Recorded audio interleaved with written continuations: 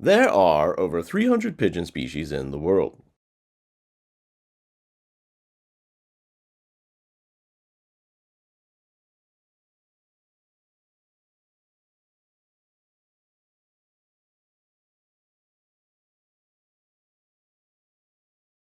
However, when most people hear the word pigeon, they probably think of this guy.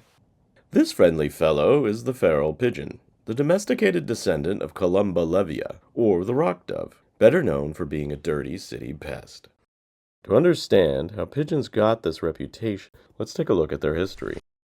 Over 5,000 years ago, pigeons were domesticated as food. However, pigeons charmed people, and eventually we began to breed them as pets. As pigeon fancying gained popularity, they became the coveted pets of the elite. For commoners, keeping or harming a pigeon was a crime. It wasn't until the French Revolution that the right to own pigeons was extended to everyone. Liberté, égalité, fraternité, pigeonité. The Victorian era was the golden age of pigeon keeping. People of all social classes were breeding fancy pigeons. Naturalist Charles Darwin joined the trend. Writing to his friend, Darwin said, "I am deeply immersed on the subject of pigeons, and have pairs of 7 or 8 kinds alive, and I'm watching them outside, and then shall skeletonize them and watch their insides."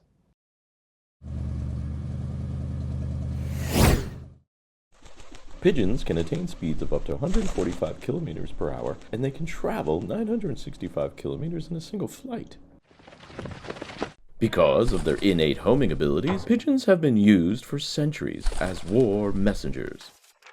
The dove of peace, or should I say the pigeon of peace, as there is no scientific distinction between pigeons and doves. The only difference between a white dove and a street pigeon is their color.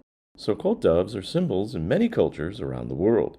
The image of the dove carrying the olive branch comes from Christianity. In Greece, the dove represents Aphrodite, and to the Aztecs, the dove symbolized the goddess Xochiquetzal. So, considering how loved pigeons were, how did they get the reputation they have today? Well, as people traveled the world, they brought their pigeons with them. Escaped domestic pigeons became the feral pigeons seen on city streets today.